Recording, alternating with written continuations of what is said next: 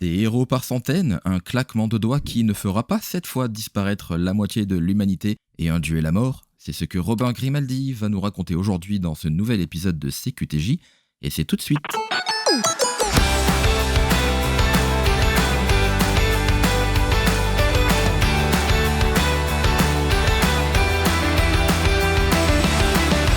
Bonjour à toutes et à tous, et je suis ravi de vous recevoir aujourd'hui pour un nouvel épisode de C'est quoi ton jeu ?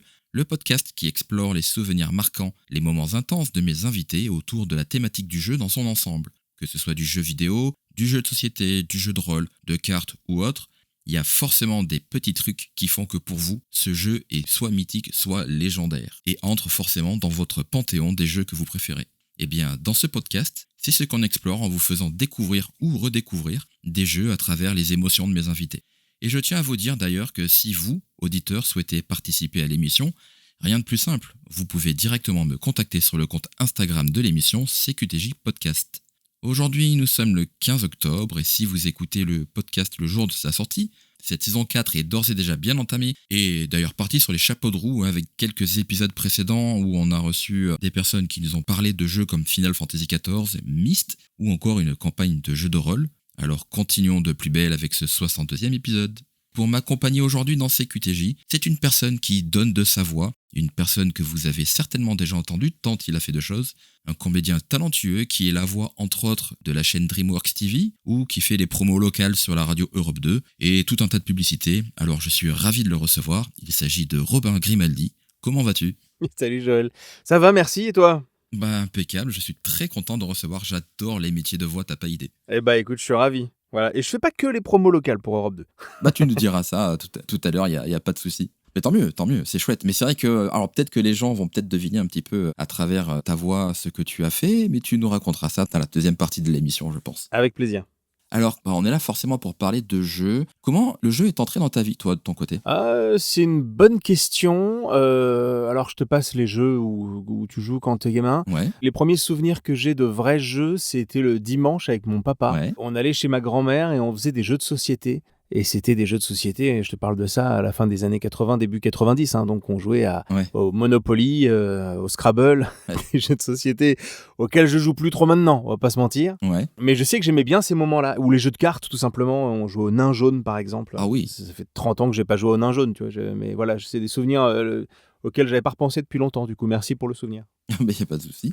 Le temps avance, tu grandis, tu as des influences à droite à gauche, tu découvres le jeu vidéo d'une certaine manière. Ouais. Tu découvres aussi des jeux de société un peu plus modernes. Ouais, le jeu vidéo, en plus, moi, je suis de la génération qui a découvert les consoles. Alors, pas les vieux trucs Pong, machin, que tu branchais sur la télé, mais les premières consoles de salon. Ouais. Moi, la Sega Master System, j'en ai rêvé. Tu sais, la vieille console 8 bits, j'en ai rêvé longtemps, quoi. Ouais.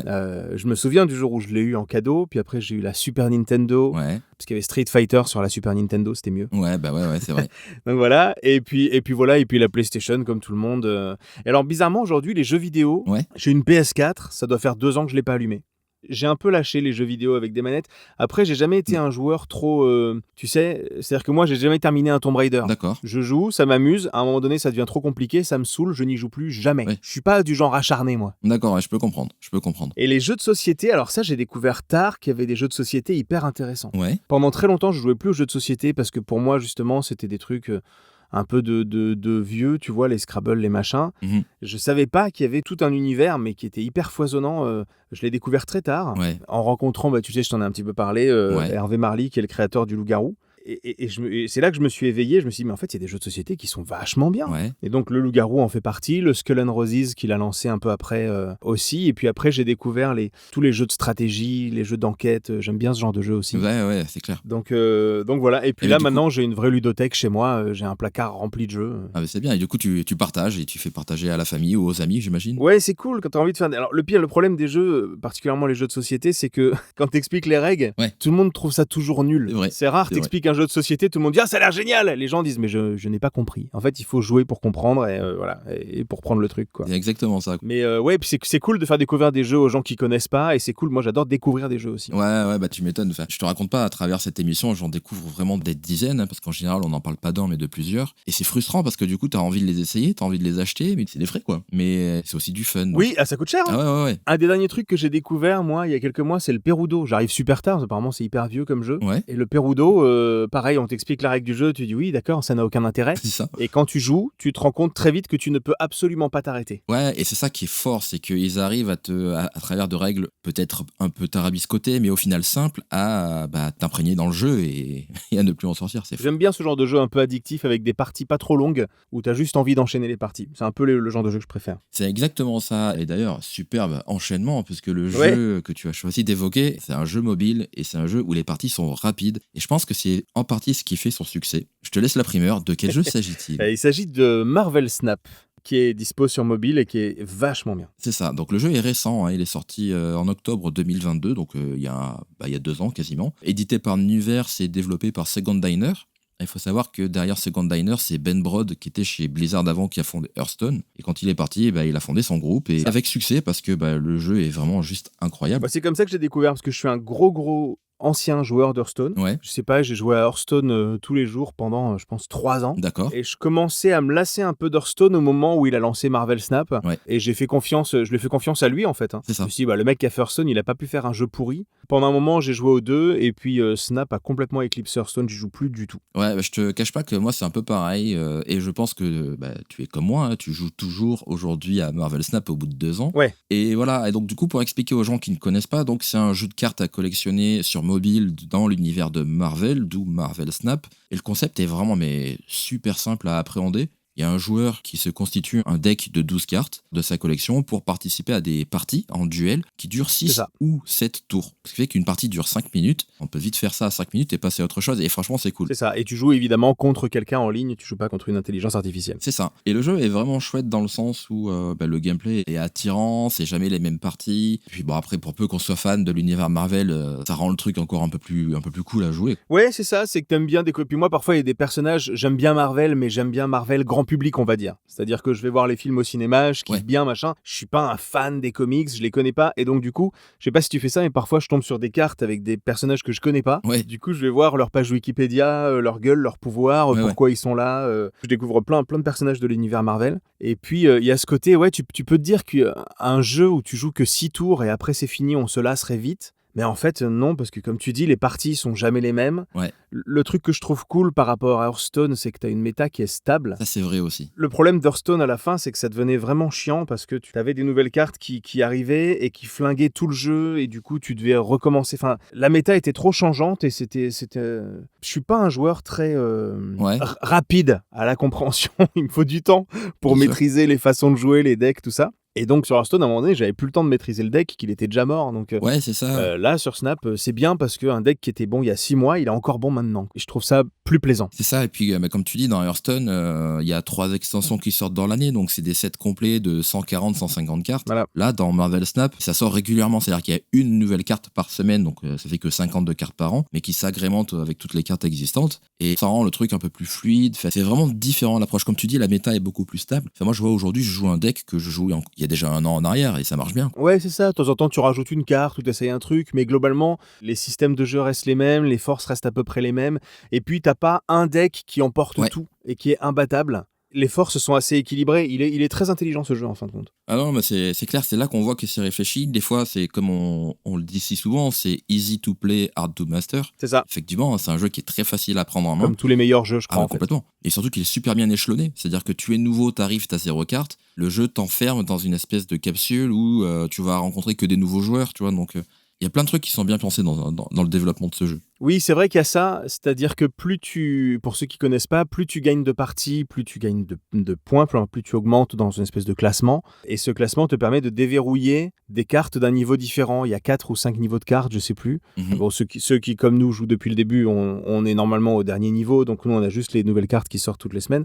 Ça te permet d'avoir... quand tu commences, t'es pas avec des gens qui ont des cartes qui vont tout casser dès le départ. T'es sûr qu'ils auront à peu près le même genre de collection que la tienne. Ouais, c'est clair. Parce que, pareil, t'as pas les cartes dans un ordre défini, ça reste aléatoire. Ouais. Aléatoire, mais dans une zone, en fait. C'est-à-dire que tu as des cartes de niveau 1, tu vas les débloquer dans un sens aléatoire, dans un ordre aléatoire, mais tu vas avoir que des niveaux 1, et ainsi de suite. C'est intelligent. Il n'y a pas grand-chose à reprocher à ce jeu en réalité. Non, voilà, après, il faut voir comment il va évoluer sur le terme, parce qu'après, on se dit, ok, une carte par héros Marvel, le jeu, ça fait 2 ans, il doit y avoir presque 300 cartes dans le jeu, mais il y a combien de héros Marvel en réalité ? Moi qui suis pas fan, j'en sais rien. Ouais, mais ils prennent pas que des héros, ils prennent des personnages secondaires. Oui. Je crois que le Agent Coulson n'a jamais été un héros Marvel, par exemple. On le voit vite fait dans Avengers 1. Tu vois, ils prennent des méchants ou des gars qui apparaissent dans un épisode d'un comics. Ouais, voilà. Globalement, toutes les stars sont sorties là. C'est ça, quoi. Après, ils sont obligés d'étendre un peu l'univers. Après, c'est vrai que les films montrent ce qu'ils veulent montrer, mais oui, après, l'univers, il est tellement vaste que bon.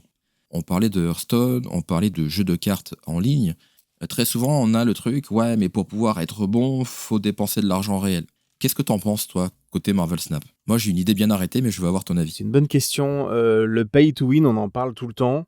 Je pense que sur Snap, c'est beaucoup moins pay to win que Hearthstone. Parce que Hearthstone, quand il y a des extensions qui sortent, ça coûtait 60 balles, c'était cher, non ? Je sais plus combien c'était, ça fait longtemps que j'ai plus fait, mais aussi. Tu voulais l'extension, c'était super cher. Et t'en avais 3 qui sortaient dans l'année, ça te faisait un budget de 200 balles dans l'année. Si tu voulais avoir toutes les cartes, donc là, c'est vraiment pay to win, quoi. Ouais. Snap, sans rien payer, tu peux avoir une collection qui est honnête. Puisque tu as un système pour avoir les cartes qui sortent chaque semaine, tu peux les avoir soit en les achetant avec de l'or que tu auras accumulé, en jouant gratuitement, soit en ouvrant des clés par rapport à ta progression, etc. Donc tu as 2 moyens de les avoir, ces cartes, et tu peux débloquer... Ouais. Après, si tu dépenses pas d'argent, tu peux pas... Je pense que tu puisses avoir toutes les cartes. Faut faire des choix. Mais il n'y a pas des cartes intéressantes toutes les semaines. Hein. Non, ça c'est vrai. Donc il y a des cartes, tu dis oui, bah ça je vois pas trop le potentiel, je vais pas la prendre et t'économises pour celle d'après. C'est ça. Après, moi, j'avoue, je paye mes 10 balles par saison pour avoir un peu plus d'or et tout ça, ouais. Un peu plus de bonus, ouais, et puis pour avoir la carte de la saison. Ouais, si j'ai pas la carte de la semaine, au moins avoir la carte de la saison à chaque fois parce que c'est toujours des cartes intéressantes. Ouais, donc c'est le Season Pass qui t'a 10-12 balles. 10 euros, ouais. Ça permet d'encourager un petit peu les développeurs. C'est donnant-donnant. En plus, moi, c'est ça, c'est que tu peux pas avoir un jeu exceptionnel s'il est que gratuit. À un moment donné, les gens travaillent, il faut qu'ils soient payés. Moi, Marvel Snap, j'y passe un temps fou. Je trouve ça logique et équitable de donner un peu d'argent aussi aux développeurs. Ouais. Ouais, je partage totalement ton avis et je te disais que j'avais un avis assez arrêté sur la question et je suis comme toi. Je trouve pas nécessairement que Marvel Snap soit un pay to win. On peut très bien réunir toutes les cartes en progressant en niveau. Comme tu l'as dit, hein, les cartes sont regroupées par pool. Et on peut finir par tout avoir en prenant son temps. De toute façon, c'est comme ça que j'ai débuté parce que le jeu est sorti en octobre 2022. Moi, j'ai commencé en mars 2023, donc 6 mois après. Et il y avait déjà pas mal de choses qui étaient sorties et je me suis jamais senti laissé sur le trottoir, quoi. On peut s'en sortir sans payer du tout. Hein. Complètement. Si tu avais un truc à dire qui t'a marqué sur ce jeu, tu dirais quoi, toi ? Moi, il y a un truc qui me titille un peu sur Snap, c'est que je joue quasiment depuis la sortie. Je sais pas quand est-ce que j'ai commencé à jouer, mais assez peu de temps après la sortie. Ouais. Et je ne suis jamais arrivé au dernier rang, dernier classement. Je suis jamais passé rang infini. D'accord. C'est la petite frustration, c'est que chaque saison, je me dis, allez, j'approche, je vais y arriver, et j'y arrive pas. Et donc, tu sais, c'est comme les mecs qui mettent des sous dans les machines à sous, qui perdent tout leur pognon et qui se disent, ouais, mais la prochaine fois, je vais gagner. Je suis exactement dans ce truc-là avec Snap. C'est que chaque saison, je n'y arrive pas, mais je me dis, ouais, mais celle-là, je vais y arriver. Celle-là, je vais y arriver. Et donc, je n'y arrive toujours pas. Il y a une espèce de frustration, je me dis, est-ce que je suis vraiment aussi nul ? Parce que tu vois, quand t'es sur des groupes Facebook, des mecs qui jouent depuis 6 mois et qui y arrivent tout le temps, c'est ma petite frustration de Snap, mais c'est une frustration qui, quelque part, entretient la flamme, tu vois, parce que j'ai toujours un objectif à réaliser. Alors, je te cache pas, j'ai réussi une fois à atteindre le rang infini, c'était il y a peut-être 6-7 mois en arrière. Et du coup, j'étais très très fier. Hein. Par contre, quand tu arrives là, je crois que dès que tu as passé le niveau 100, je crois que j'étais peut-être 12 000 ou 13e ou 13 000. Parce qu'en fait, une fois qu'on dépasse le niveau 100, après, c'est un classement du premier à l'infini. Oui, tu vois, 12 000, c'est quand même pas mal et tout. On était le 20 du mois, tu vois. Et je me suis dit, bon, bah, je vais essayer de monter le plus que je peux. Et là, mais j'ai dégringolé, genre à la place 80 000, un truc comme ça, quoi, à la fin du mois. C'était une catastrophe. Ouais, mais t'as été infini. T'es meilleur que moi. Voilà. Et de fait, tu vois, les mois qui ont suivi, l'objectif était atteint et j'ai pas tryhard du tout. J'ai pas essayé du tout d'atteindre le rang infini depuis, tu vois. Donc, objectif atteint une fois et c'était cool. D'accord. Ouais, c'est peut-être ça. Peut-être que je tryhard pas assez. Je fais jamais des longues sessions où je joue pendant 2 heures. Ouais, parce qu'en fait, c'est pas l'essence du jeu, comme on a dit. C'est des parties rapides. Tu vas y jouer 10 minutes, un quart d'heure, 2-3 parties, puis après, tu passes à autre chose. C'est normal. Ouais, c'est ça. C'est ça que j'aime bien. Mais je crois que ce jeu, au final, sur la journée, me fait perdre énormément en productivité. Ah, bah, en fait, je crois que tu te rends pas compte. Enfin, moi, en tout cas, je parle pour moi, mais des petites parties de 5 minutes, je sais pas combien j'en fais dans la journée. Il faudrait que je compte. Ouais. Mais je crois que c'est assez énorme, en fait. Ne compte pas. Si tu veux mon conseil, ne compte pas. Ouais, oui, je vais me faire peur si je compte. Ouais. C'est ça. C'est quoi ton deck favori ? Parce que du coup, tu as quand même beaucoup de cartes parce que tu joues depuis longtemps, mais il y a peut-être un type de deck que tu aimes jouer le plus souvent? En fait, il y en a plusieurs. Ouais. J'aime bien les decks à base, on va parler que aux gens qui jouent à Snap là, mais j'aime bien les decks où tu flottes, tu sais, où tu floudes, où tu mets pas mal de cartes, genre avec Bishop et Angel. Ouais. Ce sont, alors pour expliquer aux gens qui joueraient pas, ce sont des cartes qui gagnent en puissance à chaque fois que tu joues d'autres cartes. Oui. Sauf que tu ne peux jouer que 12 cartes, et donc l'objectif c'est de faire remonter des cartes dans ta main pour pouvoir les rejouer à d'autres moments, machin. Je trouve que c'est une stratégie qui est intéressante et assez plaisante, et puis c'est assez efficace un peu contre tout le monde. Ouais. J'aime bien ce jeu-là. À une époque, j'aimais bien les decks Défausse, mais j'ai l'impression que j'arrive plus trop à les jouer, j'imagine. Et il y a par contre ceux que j'aime pas trop jouer. J'ai l'impression un peu le deck dominant depuis le lancement du jeu, c'est tous les decks Destruction. Ah oui. Tous les decks où il faut donc détruire des cartes pour gagner en puissance. Ouais. Ça m'amuse pas du tout. Je ne saurais pas l'expliquer, ça m'amuse pas, ces decks-là. Pourtant, ils sont puissants, puisque c'est un des decks les plus joués depuis le lancement du jeu. Il n'y a jamais un moment où on n'en croise plus des decks comme ça. Oui, c'est vrai. Donc c'est qu'il est efficace. Et j'aimerais cracher sur tous ceux qui jouent Galactus, si c'est possible, un par un. Oui. Alors, pareil, il faudrait expliquer aux gens. Galactus est une carte. Si c'est ta seule carte sur un emplacement, et si tu gagnes cet emplacement au moment où tu la joues, globalement, tu as gagné la partie. C'est-à-dire que ça détruit tout le reste. Voilà. Ça laisse peu de chance à ton adversaire de riposter. Et en fait, c'est ça qui m'énerve. Ouais, c'est vrai. C'est que tu ne peux pas riposter. Tu peux rien faire. Oui, parce qu'en plus, comme c'est une carte qui arrive sur la fin de la partie, alors tu peux la voir arriver, mais tu peux croiser les doigts pour que ça n'arrive pas. Et du coup, le temps que tu t'aperçoives qu'il va peut-être jouer ça, c'est trop tard pour toi pour te préparer à le contrer. Et c'est vrai que c'est compliqué. En fait, ce qu'il s'amuse à faire, c'est à mettre des cartes qui, toi, te donnent des points en moins. Ouais. Et puis, du coup, tu peux pas... Quand tu as -8, -3, tu peux pas rajouter derrière de cartes suffisamment fortes pour pouvoir contrer le Galactus. Donc, je suis hyper frustré à chaque fois que je tombe sur un deck comme ça. Je suis entièrement de ton avis. Je l'ai un peu joué au début, mais ça m'intéressait pas. Tu as fait partie du problème. Ouais, voilà. Mais donc, du coup, en fait, c'est ça. En fait, tu prends pas un certain plaisir comme tu pourrais prendre du plaisir, comme tu l'as dit, à un deck progressif où tes cartes que tu joues et que tu rejoues gagnent en puissance. Moi, j'ai pas mal joué. Le deck avec lequel je suis passé à Infini, c'est un deck continu avec Iron Man, Tribunal et... Ah oui, je l'ai pas mal joué celui-là aussi. Il est hyper intéressant. Tout ça pour dire, on parle de type de deck depuis tout à l'heure, mais voilà, le jeu ne propose pas forcément beaucoup de mots-clés, donc les cartes comme dans Magic avec Initiative ou comme dans Hearthstone avec... je me rappelle même plus les mots-clés de Hearthstone, tiens, faut dire que tu... Ouais, il y en a un milliard. Tu as Révélé, c'est l'équivalent de cri de guerre sur Hearthstone. Ouais. Et puis tu as Continu, un effet continu, et puis c'est tout en fait. C'est ça, défausser et détruire et c'est tout. Et il y a quand même beaucoup de choses à faire autour de ça. Et si vous connaissez pas Marvel Snap, testez-le parce que les parties sont rapides, le tuto est très bien foutu, il est vraiment axé free-to-play, je trouve, et c'est plaisant. J'espère qu'on vous aura pas dégoûté de le faire parce qu'on a eu une discussion un petit peu de geek avec des... Ouais. Je pense que si les gens jouent pas à Snap, désolé, j'espère que vous êtes encore là à ce moment-là du podcast. Je pense que ça ira, puis on a quand même bien défini ce que c'était en début de partie avec, dans l'univers Marvel, un jeu de cartes à collectionner rapide, pas frustrant pour le coup, au bout de presque 1 an et demi, moi je suis pas frustré de ce jeu, donc c'est super. Je joue depuis sa création et c'est horrible parce que depuis qu'il est sorti, il m'est pas arrivé une seule fois de pas y jouer pendant une journée, quoi. Voilà, donc c'est un jeu qui n'est pas frustrant. C'est vrai que une partie d'Hearthstone c'est 20-25 minutes. Là, en 20-25 minutes, tu fais 5-6 parties de Marvel Snap. Et puis, la chose qui est bien chez Snap, je développe, on n'a pas du tout parlé de ça, c'est que tu progresses dans le classement en gagnant des cubes. C'est vrai. Si tu perds et que tu te rends compte que tu vas perdre, tu peux abandonner la partie. Oui. Parce qu'en fait, les cubes, tu les gagnes ou tu les perds. Si tu abandonnes la partie, tu ne peux perdre qu'un seul cube. Alors que si tu gagnes la partie, que tu sais que tu vas gagner la partie, que tu snaps, ce qui te permet de gagner 2 fois plus de cubes, tu peux en gagner 8. Donc ce que je veux dire, c'est que tu peux faire 8 parties en perdant. Si tu perds intelligemment, tu perds que 8 cubes que tu peux récupérer en une seule fois. Ouais. Je trouve que c'est intelligent aussi ce truc-là parce que le jeu s'appelle Snap, on n'a même pas parlé du Snap. C'est ça. Le Snap, en fait, c'est ce truc qui fait que c'est un pari que tu fais sur la partie. Tu dis, je vais gagner cette partie. Et donc tu snaps et tu vas gagner ou perdre le double de cubes. Et l'adversaire en face de toi peut faire la même chose. Et c'est-à-dire que si les deux adversaires snap, tu perds ou tu gagnes 8 cubes, ce qui est énorme. Quand tu perds 8 cubes, ça fait mal. C'est un peu le all-in dans le poker, quoi. T'es sûr que tu vas gagner par rapport au jeu que t'as. C'est complètement du poker. Moi je suis un joueur de poker aussi. C'est un truc. Et puis parfois, tu fais des snaps de bluff aussi. Ouais, mais complet. C'est vrai. Hein. Ça t'est déjà arrivé? Moi, ça m'est déjà arrivé de faire quitter des mecs en faisant des snaps de bluff, quoi. Le mec en face sait très bien quel deck je joue, quelles sont les cartes que je vais jouer. J'ai pas eu la carte que j'aurais dû avoir pour gagner. Et tu snaps. Mais je snap comme si je l'avais. C'est comme au poker, si tu racontes une histoire qu'en face il est capable de croire, exactement. Ça marche. C'est exactement ça. Et c'est vrai que oui, on n'avait pas expliqué cette composante de Snap qui est le cœur du jeu. Donc, tu vois. Ouais. Mais voilà, si vous connaissez pas Marvel Snap et que vous cherchez un jeu, alors addictif, hein, on va pas se le cacher, Hyper addictif. mais très fun et très court. Parfois c'est plus rapide que ça encore. Ouais, c'est vrai. Si jamais tu devais définir Marvel Snap en 3 mots, tu dirais quoi ? Alors le premier addictif, clairement. Ouais. Le deuxième stratégique. C'est vrai. Et le troisième fun. Il y a tout qui est dit, c'est bien résumé. Ouais. C'est un jeu qui est marrant, tu te marres. Hein. Ah ouais, mais complètement. Et j'aime bien, tu vois, je parle des gens qui jouent le deck Galactus, qui est un deck d'enfoiré pour moi.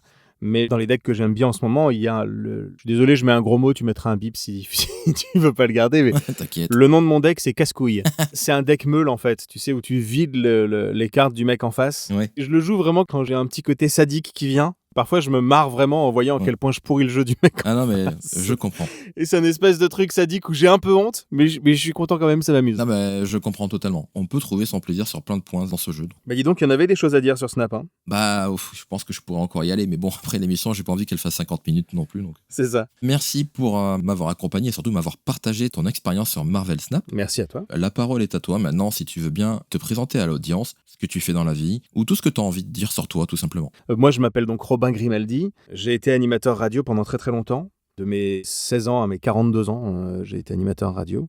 Aujourd'hui, j'ai 44 ans, j'ai arrêté la radio parce que je ne m'amusais plus. Effectivement. Et je suis comédien, voix off à plein temps. C'est-à-dire qu'avant, je faisais de la voix off en même temps que je faisais de la radio. Et puis, je me suis rendu compte avec le temps que la voix off m'amusait beaucoup plus que la radio. Et donc voilà, donc j'ai fait ce choix de dire non merci, ça ne m'intéresse pas d'avoir un contrat et des congés payés. Je préfère être un travailleur indépendant, stressé de mes revenus, n'avoir absolument rien de fixe et de stable, parce que ça m'amuse beaucoup plus d'être voix off. Bien sûr.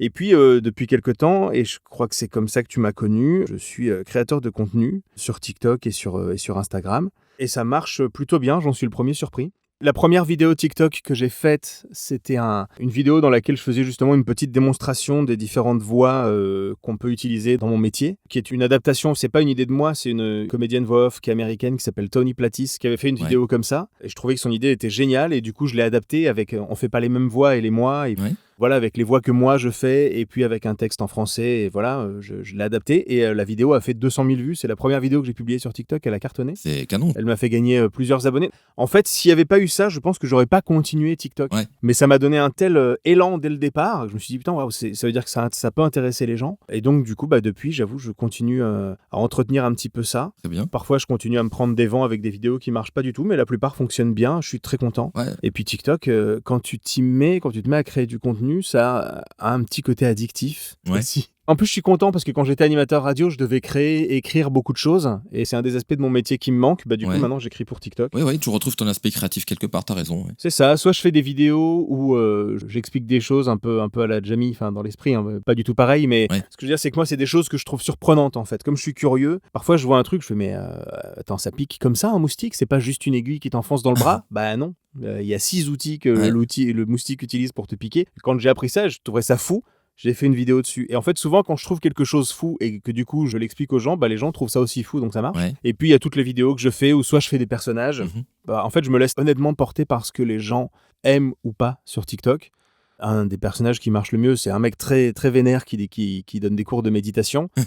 Lui, au départ, il est né d'une fausse pub que j'ai fait pour une application de méditation où j'étais très énervé et les gens ont tellement kiffé. J'ai fait une autre vidéo juste avec ce personnage et les gens l'aiment, donc il revient fréquemment. Ouais. Après, j'en ai fait un autre qui était l'absolu inverse, qui lui donne des cours de combat en étant extrêmement zen et bienveillant.